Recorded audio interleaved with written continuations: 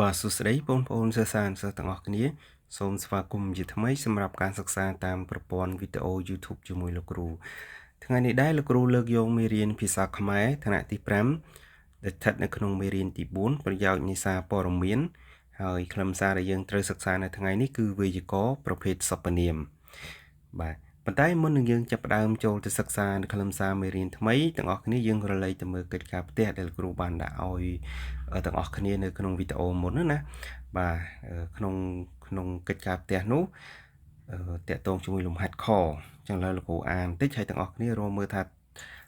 ត្រង់ពីកន្លែងណាដល់កន្លែងណាជាការពិតត្រង់ពីកន្លែងណាដល់កន្លែងណាជាមតិថ្ងៃទី8ខែកក្កដាឆ្នាំ2021គឺជាខួប4ឆ្នាំនៃការដាក់បញ្ចូលតំបន់ប្រាសាទសម្បូរព្រៃគុកជាសម្បត្តិបេតិកភណ្ឌពិភពលោកការដាក់សម្បត្តិវប្បធម៌និងប្រាសាទបុរាណទាំងនេះជាសម្បត្តិបេតិកភណ្ឌពិភពលោកមិនត្រឹមតែទទួលបានការគាំពៀជាអន្តរជាតិប៉ុណ្ណោះទេថែមទាំងជួយផ្សព្វផ្សាយសម្បត្តិវប្បធម៌និងប្រាសាទបុរាណរបស់ខ្មែរទៅកាន់ឆាកអន្តរជាតិផងដែរប្រជាពលរដ្ឋកម្ពុជាយល់ថាក្រោយពីចុះបញ្ជីសម្បត្តិបេតិកភណ្ឌពិភពលោកប្រាសាទសម្បូរព្រៃគុកក្លាយជាតំបន់ទេសចរណ៍ប្រវត្តិសាស្ត្រដ៏ទាក់ទាញជួយបង្កើនការងារដល់ប្រជាពលរដ្ឋក្នុងមូលដ្ឋាននិងកាត់បន្ថយចំណាកស្រុកបាទអញ្ចឹងនៅត្រង់អត្ថបទនេះទាំងអស់គ្នាសានឹករមើលថាចាប់ពីណាដល់ណាជាការពិតចាប់ពីណាដល់ណាជាមតិបាទតែឥឡូវយើងទៅកំណែជាមួយលោកគ្រូចឹងការពិតគឺចាប់ពីថ្ងៃទី8ខែកក្កដាឆ្នាំ2021រហូតដល់កន្លែងអន្តរជាតិផងដែរចឹងកន្លែងហ្នឹងជាការពិតចំណែកឯមតិកន្លែងប្រជាពលរដ្ឋកម្ពុជាយល់ថាបាទរហូតដល់ចំណាកស្រុកចឹងកន្លែងហ្នឹងជាមតិណាបាទចឹងឥឡូវយើងចាប់ផ្ដើមបន្តទៅសិក្សានៅខ្លឹមសារមេរៀនថ្មីបាទវេយ្យាករណ៍ប្រភេទសព្វនាមដែលស្ថិតនៅក្នុងមេរៀនទី4ប្រយោគនេសាព័ត៌មាននឹងឯងហើយនៅក្នុងសភៅពុម្ពរបស់យើងនៅត្រង់ទំព័រទី54ទាំងអស់គ្នាយើងបើកសភៅពុម្ពមកបាទឥឡូវយើងទៅសិក្សាឧទាហរណ៍ទាំងអស់គ្នាជាមួយលោកគ្រូណាបាទអញ្ចឹងនៅក្នុងនេះយើងមានឧទាហរណ៍ដូចខាងក្រោមបាទហើយគេសួរថាតើពាក្យណាខ្លះជាប្រភេទសព្វនាមបាទអញ្ចឹងឥឡូវយើងក៏រលេចទៅមើលឧទាហរណ៍ទី1ឯងចូលចិត្តស្ដាប់និងអានព័ត៌មានដូចខ្ញុំដែរបាទលោកស្រីធានីជាចាងវាងកាសែតគាត់ជាមនុស្សក្លាហានណាស់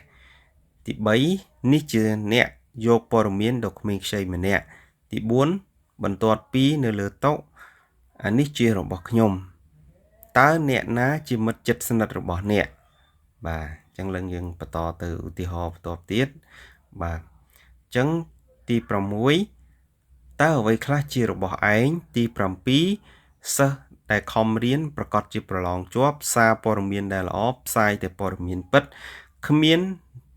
នរណាម្នាក់ចូលចិត្តអំពើហិង្សាឡើយបាទទី10ខ្ញុំមិនត្រូវការអ្វីទាំងអស់បាទអញ្ចឹងក្រោយពីយើងបានសិក្សាឧទាហរណ៍ទាំងអស់គ្នាជាមួយលោកគ្រូហើយឥឡូវយើងក្រឡេកទៅមើលឧទាហរណ៍ទី1អញ្ចឹងឧទាហរណ៍ទី1ហើយនិងឧទាហរណ៍ទី2នេះគឺមានពាក្យឯងហើយនិងពាក្យគាត់បាទពាក្យឯងនិងពាក្យគាត់ហ្នឹងគឺជាសព្វនាមពុរិស័ក្តិបាទស្ថិតនៅក្នុងសព្វនាមពុរិស័ក្តិហើយត្រូវទាំងអស់គ្នាចាំថាសព្វនាមគឺទីតាំងរបស់វាខុសពីនាមខុសពីគុណនាមសំទោសបាទបើគុណនាមវានៅជាប់ខាងស្ដាំនាមតែបើសព្វនាមអត់ទេគឺវាអាចថានៅខាងមុខល្បះ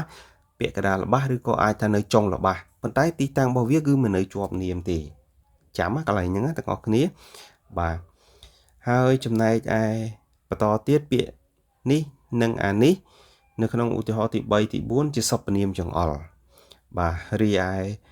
ឃ្លាបន្ទាប់ទៀតមានអ្នកណាអ្វីខ្លះនៅក្នុងឧទាហរណ៍ទី5និងទី6គឺជាសព្វនាមសំណួរបាទបន្តទៀតមកចំណែកឯពាក្យដែលស្ថិតនៅក្នុងឧទាហរណ៍ទី7ទី8ហ្នឹងគឺជាសព្វនាមឈ្នាប់អញ្ចឹងទាំងអស់គ្នាត្រូវចាំថាសព្វនាមឈ្នាប់អត់មានពាក្យច្រើនទេគឺមានពាក្យតែមួយគត់គឺពាក្យដែលណាហើយនៅក្នុងឧទាហរណ៍បន្ទាប់ទៀតគ្មាននរណាម្នាក់នឹងពាក្យអ្វីនៅក្នុងឧទាហរណ៍ទី9និងទី10គឺជាសព្វនាមមិនច្បាស់តោះនេះយើងទាំងអស់គ្នាបាទអញ្ចឹងសព្វនាមដែលយើងសិក្សាអំបញ្ញហ្នឹងមានចំនួន5បាទសព្វនាមមាន5បាទហើយបញ្ញត្តិរបស់គេថាសព្វនាមគឺជាពាក្យសម្រាប់ជំនួសកន្សោមនាមនិងបង្ហាញបុគ្គលចូលរួមក្នុងការប្រស្រ័យតាក់ទងគ្នា នឹងបញ្ញត្តិរបស់សពនាមរបស់យើងនៅថ្ងៃនេះបាទអញ្ចឹងមានអ្វីជាចម្ងល់ទាំងអស់គ្នាអាច comment នៅក្នុងវីដេអូទៅលោកគ្រូនឹងព្យាយាមឆ្លើយទាំងអស់គ្នាណាបាទហើយក្រៅពីសិក្សាមេរៀនលោកគ្រូនឹងមានលំហាត់មួយដើម្បីឲ្យទាំងអស់គ្នាធ្វើអញ្ចឹងដោយលំហាត់ទី1ជីតាខ្ញុំចូលចិត្ត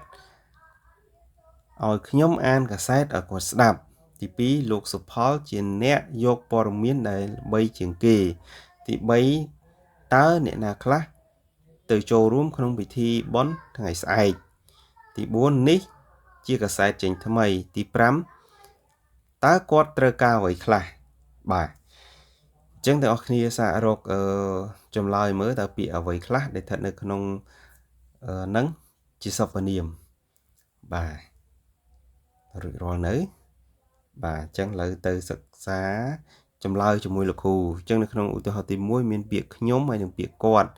រីឯទី2ពាក្យអ្នកទី3អ្នកណាខ្លះទី4ពាក្យនេះហើយនឹងចុងក្រោយទី5គឺពាក្យអ្វីខ្លះដែលជាសព្វនាមសំណួរបាទអញ្ចឹងមេរៀនលោកគ្រូមានប៉ុណ្្នឹងឯងហើយទាំងអស់គ្នាមានជាចម្ងល់អីយើងអាច comment សួរលោកគ្រូបាននៅក្នុងវីដេអូណាអញ្ចឹងដូចជាលោកគ្រូសូមបញ្ចប់មេរៀនតែប៉ុណ្្នឹងបាទអរគុណទាំងអស់គ្នាសម្រាប់ការខិតខំប្រឹងប្រែងរៀនហ្នឹងហើយអញ្ចឹងអរគុណច្រើនទាំងអស់គ្នាជម្រាបលា